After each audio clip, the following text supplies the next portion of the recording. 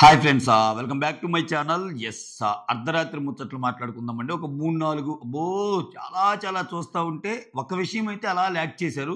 మనం అంత ల్యాగ్ మాట్లాడుకోవద్దు, కట్టే కొట్టే తెచ్చేలాగా చెప్తాను. అంటే తనూజ రీతు మధ్య ఒక గొడవ అయింది. అది ఎందుకు అనేది చెప్పుకుందాం. భరణి అండ్ దివ్య మధ్య ఇంకా అది నడుస్తూ ఉంది. కాకపోతే ఒక ఫుల్ స్టాప్ పెట్టినట్టు అనిపించింది, కానీ అది జరిగేటట్టు ఏం లేదులే.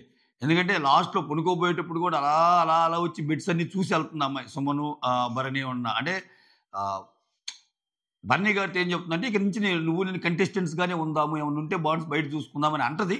బట్ అది ఎంతవరకి చేయగలదనేది ఇంకా డౌటే. అదొకటి జరిగింది. ఆ తర్వాత గౌరవ్. గౌరవ్ ఏంటబ్బా! గౌరవ్ ఎంతసేపటికి నిఖిల్‌తో కూర్చోన్నప్పుడు నాకిదొకటి నచ్చదు. అరే! I want to be in top 5 ray! I want to be in top 5 రే! అని నిన్నటి నుంచి అంటాడు. అంటే ఇప్పుడు గౌరవ్‌తో పోల్చుకొని నిఖిల్‌కి తోపు ఓటింగ్ ఉందంటే లేదు. అంటే ఏంటి నీ ఉద్దేశ్యం? ఇప్పుడు నీకంటే బాగా ఓటింగ్ ఉన్నోడి దగ్గరికెళ్ళి అరే! నేను ఉండాలనుకుంటున్నానంటే కొంచెం అర్థం ఉంది. అట్‌లీస్ట్ ఆయన కూడా ఉంటాడు కాబట్టి నీ బాధను అర్థం చేసుకోడు. ఒరేయ్! నాకే అసలు 4 మార్కులు వచ్చేవాడిని నేను. నీకు అట్‌లీస్ట్ 10 మార్కులు పడుతున్నాయి. 10 మార్కులు పడేవాడు 4 మార్కుల దగ్గరికి వచ్చేవాడు. అరే! నాకు తక్కువ పడుతున్నాయి రే! నాకు తక్కువ పడుతున్నాయి ఎట్టుంటది? అట్టనిపిస్తుంది నాకు. ఆ! అరే! ఏమవుతున్నావంటే అప్పటికి అంటాడు. అరే! నువ్వు ఆ బోర్డ్‌లో నువ్వు బాగానే ఉన్నావు కదా! నీ పొజిషన్ బాగానే ఉంది కదా! అంటే అవును రే! యాక్చువల్‌గా అయితే నాకు ఇంత పర్సెంటేజ్ కాదు రియల్ లైఫ్‌లో ఇక్కడ కొంచెం బాగానే ఉంది. 68, 69 అంటే అన్నట్టు అంటాడు. అదొక చిన్న కన్వర్జేషన్ జరిగిద్ది. ఆ తర్వాత ఫ్యామిలీ వీక్ గురించి. ఫ్యామిలీ వీక్ గురించి కళ్యాణ్ అసల షాకింగ్ కామెంట్స్, ఒక రకంగా షాకింగ్ కామెంట్సే. హ్మ్. ఈ ఈ విషయాలు మాట్లాడుకుందాం. ప్రోమో చూసారు కదా! ప్రోమోలో ఒక డైలాగ్ ఉంటది. ప్రజల కింద సుమన్ అంటే ఆ ప్రోమోలో కూడా కమాండర్స్ కొంచెం తక్కువే. అక్కడ క్లియర్‌గా చూస్తే అక్కడ స్ కంటెంట్ స్కోప్‌కి ఎవరికి అవకాశం ఉందంటే ఈ రాజు, ఇద్దరు భార్యలు. అసలు ఆ కళ్యాణ్ డైలాగ్ చెప్పడం ఏంటో అంటే నేర్చుకుని అప్పు చెప్తాను చూసారా చిన్నప్పుడు బై హార్ట్ చేసి అట్లా ఉంది. ఈ రాజ్యంలో ఈ రాజునికి మీకు కావాలంటే మీరు ఏమి చేయాలి? ఇట్లా అంటున్నాడు. ఒక ఫ్రీ ఫ్లో లేదనిపించింది. But okay. ఆహ్, ప్రజలుగా సుమన్ శెట్టి, భరణి, ఇమ్మాన్యుల్ ఇంకొకరెవరో ఉంటారబ్బా! ఆ! ఈళ్ళు నలుగురనమాట. గౌరవ్. వీళ్ళు ప్రజలనమాట. కమాండర్‌గా ఎవరెవరు? తనూజ, సంజన, డెమాన్, నిఖిల్. వీళ్ళు కమాండర్స్ అనమాట.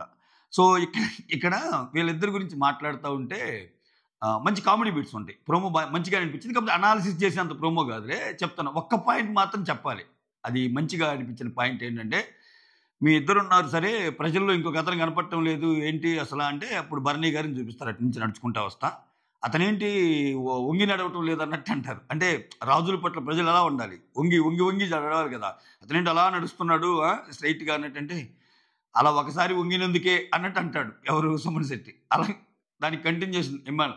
అలా ఒకసారి వంగినందుకే 4 సార్లు 4 సార్లు బయటికెళ్ళొచ్చాడు అని. అంటే అతను అతను అలా తగ్గినందుకే 4 సార్లు బయటికెళ్ళొచ్చాడనే విషయాన్ని చాలా కామిక్ వేలో చెప్పారనమాట. అదొక్కటి హైలైట్ అనిపించిన పాయింట్. ఓకే. So, yes. ఇంకా మిడ్ నైట్ ముచ్చట్లోకెళ్ళిపోదాం. ఇక్కడేంటంటే,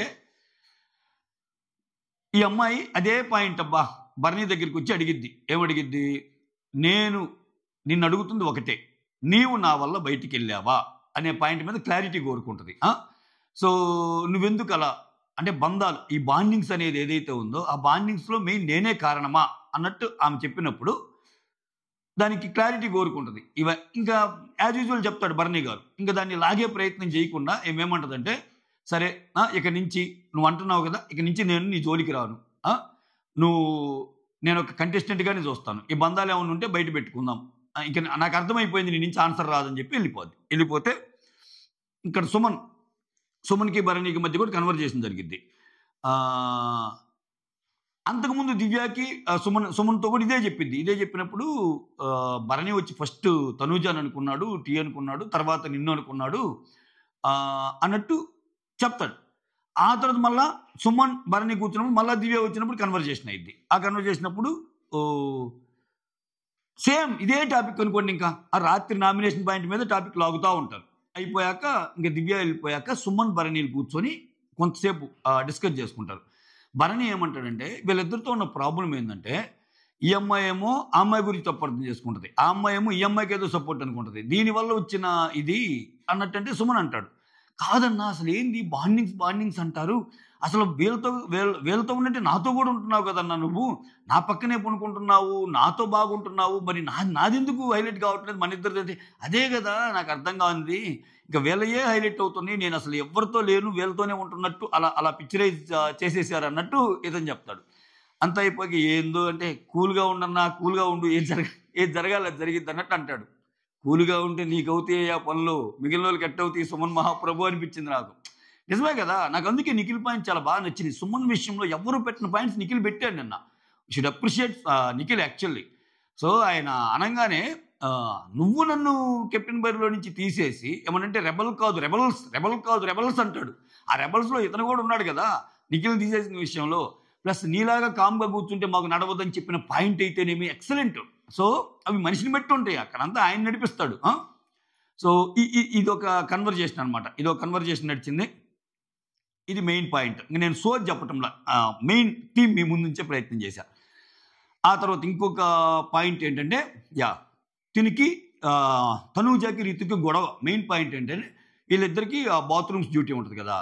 అది కడిగేటప్పుడు తిన్ని పిలవకుండానే ఆమె కడిగేసుకుంటా ఉంటది. కడిగేసుకుంటా ఉంటే ఏమెళ్ళి అదేంట్రా నువ్వు ఒక్కదానివే కడుగుతున్నావు నన్ను పిలవచ్చు కదా! అది ఇదంటే, ఏమో నిన్ను పిలిస్తే ఎట్లా తీసుకుంటావో ఏమో నీకు ఈ మధ్య ఊరికనే కోపం వస్తుంది అన్నట్టు ఆమె మాట్లాడింది. ఎందుకు అది ఇదంటే అక్కడ చెప్పిద్ది ఆమె. నేను సరదాగా అన్నానురా నిన్ను. ఈ మధ్య నువ్వు అసలు విషయం ఏందంటే ఈ మధ్య నువ్వు డిమాండ్ ఏంట్రా విడివిడిగా అంటే కొంచెం దూరంగా ఉంటున్నారు. అంత ఫ్రెండ్లీ బాండ్ లాగా కాకుండా నువ్వు ఒక చోట డిమాండ్ పవన్ ఒక చోట ఉన్నట్టు అంటున్నారు అన్నట్టు అన్నదానికి రీతు వచ్చి ఈ మాట వేరే వాళ్ళుగా ఉంటే ఇచ్చి పడేసేదాన్ని అన్నట్టు అంటది. సో, అది మెయిన్ పాయింట్ అది. అదొకటి. ఇంకొకటి ఇంకా చిన్న పాయింట్లు కూడా ఏదైనా చెప్తున్నావు విసుక్కుంటున్నావురా నువ్వు ఇప్పుడు ఏది కామెడీగా తీసుకుంటున్నావు ఏది సీరియస్‌గా తీసుకుంటున్నావు అర్థం కావటం లేదు. అందుకని నేను హర్ట్ అవుతున్నాను నీ విషయంలో అది ఇదంటే ఈ అమ్మాయి ఉండి సో, ఈ అమ్మాయి కూడా రైజ్ అయ్యిద్ది రీతు కూడా. అంటే ఇప్పుడు నేనేదో పని చేయనట్టు నువ్వేదో ఒక్కదానివి చేస్తున్నట్టు ఇటువంటి విషయాలన్నీ దృష్టిలో పెట్టుకొని మోర్ ఓవర్ మళ్ళా నువ్వు పర్సనల్‌గా తీసుకుంటున్నావని అంటమేంటి అని చెప్పి కొంచెం బాధపడిద్ది. ఈమె వచ్చి మధ్యలో ఇద్దరిని ఇది చేయడానికి ట్రై చేస్తాడు. ఇది సీన్. బట్ ఓవరాల్ సీన్ ఏంటంటే మీ ఇద్దరు కొంచెం విడివిడిగా ఉంటున్నారనే దానికి నేను మామూలుగా చెప్తే నువ్వు ఎక్కువ ఫీల్ అవుతున్నావు అనేది తనుజ ఉద్దేశం. అందుకనే నిన్ను ఇటువంటి విషయాల్లో పిలవటానికైనా నేను హెసిటేట్ అవుతున్నాను. అవసరమైతే నీ నీ నీ డ్యూటీస్ నువ్వు చేయడానికి కెప్టెన్ పిలుస్తాడు. నాకేం పని అన్నట్టు చెప్పింది. ఇప్పుడు యాక్చువల్‌గా ఆ పని ఇద్దరు కలిసి చేసేటప్పుడు తనుజ పిలవచ్చు కదా! కాకపోతే తనుజ పిలవకపోవడానికి రీజన్ చెప్పింది. ఇంక ఈ గొడవలన్నీ ఇంకా ఇయన్నీ టీ కప్పులో తుఫాన్ గొడవలేనండి. కాబట్టి డ్రాగ్ చేస్తారు. ఇదే గొడవను కళ్యాణ్ దగ్గర డిస్కషన్ చేస్తారు. ఇదే గొడవని మళ్ళా డీమాన్ దగ్గర తనుజే చెప్పిద్ది. మళ్ళా డీమాన్ దగ్గర రీతు చెప్పిద్ది.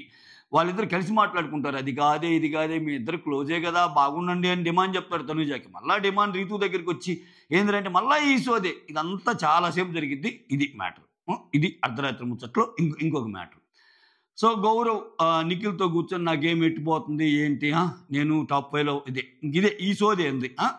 సరే నువ్వు బాగానే ఆడుతున్నావు కదా! నువ్వు బాగానే ఉన్నావు కదా! అన్నట్టు ఇంక వద్దురా బాబు నన్ను ఎందుకు తింటావు అన్నట్టు ఆయన ఎక్స్‌ప్రెషన్స్ ఉంటాయి నిఖిల్. ఇది కరెక్టే. ఇది ఇంకొకటి. Next family week matter. Family week matter ఏందంటే ఎవరెవరు వస్తున్నారు ఏంటి ఏం చేయాలనుకున్నప్పుడు ఇంకేముంది ఆ ఆట ఉంది కదా! దివ్య అంటది ఆట ఉంది కదా! వచ్చిన ఈజీగా అయిపోద్ది ఒక స్వీట్ చేసి ఫస్ట్ వచ్చిన వాళ్ళకి పెడదామంటే నాకైతే అసలు ఫస్ట్ రాకపోయినా పర్లేదు అసలు రాకపోయినా పర్లేదు అన్నట్టు అంటాడు కళ్యాణ్. ఇది కొంచెం ఎందుకంటే ఇక్కడ కానీ చూస్తే ఒక పాయింట్ చెప్పాలి. ఇంతవరకు మీరు అబ్జర్వ్ చేశారో లేదో సీజన్ 9లో అసలు ఫ్యామిలీ నుంచి ఒక చిన్న హింట్ గాని, ఒక చిన్న లెటర్ గాని, ఒక చిన్న వాయిస్ గాని, ఒక చిన్న వీడియో ఫైల్ గాని ఏమీ రాంది ఒక కళ్యాణ్‌కే.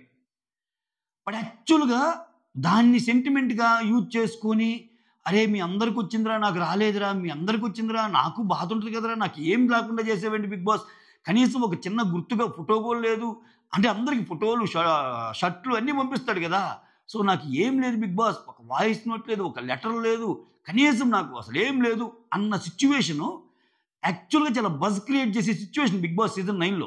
అంటే ఇంతవరకు అందరికి వస్తాయి కదా ఏదో ఒక రూపంలో, కళ్యాణ్కి తక్కువేది అసలు రాలా. సో బట్ ఎప్పుడు ఆయన ఆ రోజు ఆయన ఏది అది ప్రదర్శించడు. అయ్యో నాకు ఫ్యామిలీ నుంచి రాలేదే, నాకు ఫ్యామిలీ నుంచి రావాలని. నేను ఎందుకు ఈ పాయింట్ లింకప్ చేస్తున్నా అంటే ఆయన ఏదో ఇప్పుడు ఇక్కడ ఆర్టిఫిషియల్గా నాకేదో నా ఫ్యామిలీ రాకపోయినా పర్లేదు అట్లా చెప్పడానికి రీజన్ ఏంటంటే ఆయనకి ఫస్ట్ నుంచి కూడా అది పెద్ద ఇంపార్టెంట్ మ్యాటర్లు కాదు అన్నట్టు అనిపించింది. మరి రీజన్స్ ఏంటో అది తెలియదు కానీ జనం కోరుకుంటాం కదా అన్ని రోజులు ఉన్నప్పుడు అఫ్కోర్స్ ఆయన బయట ఉన్నాడు, ఆయన ఎక్కువ బయట ఉంటాడు, హాస్టల్లో ఉన్న, మిలిటరీలో ఉన్న, బయట ఉన్నప్పుడు ఏంటంటే కొంచెం అటాచ్మెంట్ తక్కువే ఉంటుంది. సో ఆ కైండ్లో వాళ్ళకి తగ్గిందా, లేకపోతే ఇతను ఏదన్నా ఒక పని చేయాలనుకుంటే వాళ్ళ పేరెంట్స్ అడ్డుపట్టము, లేకపోతే వాళ్ళ పేరెంట్స్ ఏదైనా ఇతనికి ఒకటి చెప్తే ఇతను ఇంకోటి చేయటం, ఇట్లా ఏమైనా చిన్న చిన్న డిస్టర్బెన్సెస్ ఉన్నాయా, వాట్ ఎవర్ ది రీజన్స్. అతనైతే పెద్దగా ఇంట్రెస్ట్ లేడు, నా ఫ్యామిలీ వచ్చినా రాకపోయినా ఒకటే అన్నట్టున్నాడు. అది చాలా ఇంట్రెస్టింగ్ ఫ్యాక్టర్. ఇక్కడ దివ్య అంటుంది, "అరే బాబు నువ్వు రాకపోయినా మా అమ్మను మా నాన్న అయినా మా నాన్న వస్తే బాగుండు, నీ కోటాలో కూడా నన్ను తీసుకెళ్తే బాగుండు" అన్నట్టు ఆమె చెప్తుంది. ఇక్కడ ఇక్కడ ఇవి మెయిన్ పాయింట్స్. దీనికి మించి కొన్ని పాయింట్స్ చెప్తాను. ఇది నాకు మామూలుగా తెలిసిన అప్డేట్స్ మీతో షేర్ చేసుకుంటున్నా. దివ్య వాళ్ళ పేరెంట్స్ అయితే చాలా ఫెడప్ అయ్యారంట. చాలా ఫెడప్ అయ్యారంట. ఎలా అంటే అసలు ఇంకేం అవసరం లేదు, దివ్య గురించి ట్రై చేయాల్సిన పని కూడా లేదు. మనము ఓటింగ్ కానీ లేకపోతే పిఆర్ యాక్టివిటీస్ కానీ ఉంటాయి కదా, వచ్చేయమని అంటున్నారంట. అంత ఫెడప్లో ఉన్నారంట. ఇది నాకు అందిన అప్డేట్ మీ ముందు ఉంచే ప్రయత్నం చేస్తున్నా. ఎందుకంటే పాప మా అమ్మాయి మీద ట్రోల్స్ చాలా జరిగినాయంట, చాలా జరుగుతున్నాయంట. సో ఇదొకటైతే ఇది. బట్ లోపల ఉన్న అమ్మాయి మాత్రం పాపం వీళ్ళ అమ్మో నాన్న వస్తే వాళ్ళతో మాట్లాడాలి, వాళ్ళ కోరిక అన్నట్టు తెలుస్తుంది. ఇదొకటి. ఒక తనూజ గురించి మాత్రం ఒక చిన్నది ఏదన్నా తప్పు జరిగినా చాలా జాగ్రత్తగా తీసుకుంటున్నారంట మేకర్స్. అంటే కొన్ని నేను ఇక్కడ చెప్పలేను, బట్ ఓవరాల్గా చెప్తున్నా. చెప్పలేను, కొన్ని పాయింట్ చెప్పలేనులే. సో తనూజ గురించి ఏదన్నా అంటే తనూజ కొన్ని మాటలు మాట్లాడినా అవి ఇంకా అంటే ఇప్పుడు మాట్లాడిన దానికంటే ఎక్కువ మాటలు మాట్లాడినా అవి బయటికి ఎలా పోర్ట్రేట్ అవుతాయో ఏంటో అన్నట్టు కొంచెం ఆ ఫుటేజ్ని కొంచెం జాగ్రత్తగానే చూస్తున్నారనేది మన దగ్గర ఉన్న అప్డేట్ అనమాట. అది మ్యాటర్. ఇంకంతే, ఇంకేమున్నాయి, యాజ్ యూజువల్. మొత్తానికి ఈ వీక్ ఇది చూసుకుంటే, ఏది ఓటింగ్ కానీ చూసుకుంటే కొంచెం వెరైటీగానే జరిగేటట్టు ఉంది. కానీ ఒకటి మాత్రం అనిపిస్తుంది అంటే దివ్య ఈ వారం ఎలిమినేట్ కాదేమో అనిపిస్తుంది నాకు. ఎందుకంటే చాలామంది దివ్య ఎలిమినేట్ అయ్యింది అని చెప్పి ఆపరేషన్ దివ్య ఇట్లా సోషల్ మీడియాలో బజ్ వస్తుంది కదా, దాన్ని బ్రేక్ చేయడానికి అందరినీ తెచ్చాడేమో బిగ్ బాస్. అట్లీస్ట్ ఈ రోజు కొంతమందిని సేవ్ చేసే ప్రయాసలో ఆ సేవ్ చేసే పర్సన్ దివ్య అయి ఉండొచ్చు, లేకపోతే ఆ సేవ్ చేసే పర్సన్ వల్ల దివ్యకి ఓటింగ్ ప్లస్ అయినా అవ్వచ్చు, ఏదైనా అవ్వచ్చు. సో ఎందుకంటే అక్కడ దివ్య కంటే తక్కువగా నిఖిల్ ఓటింగ్ ఉంది, నిఖిల్ కంటే కొంచెం ముందే గౌరవ్ ఉన్నాడు. సో ఇటువంటి సందర్భంలో ఖచ్చితంగా దివ్య నిఖిత్ అయితే ఈ వారం ఎలిమినేట్ కాదేమో అనిపిస్తుంది. అంటే ఏదైనా పవర్స్ వాడి ఆ అమ్మాయి వెళ్తే తప్పితే. సో ఇది మ్యాటర్. అంటే ఇంకా 1-2 వారాలు ఉంచుతారేమో ఆ అమ్మాయిని, అట్లీస్ట్ ఫ్యామిలీ వీక్ దాకా ఉంచుతారేమో అన్నట్టు అనిపిస్తుంది. మీరేమనుకుంటున్నారు కమెంట్ చేయండి. That's all. Thank you so much. Signing off, me Surendra.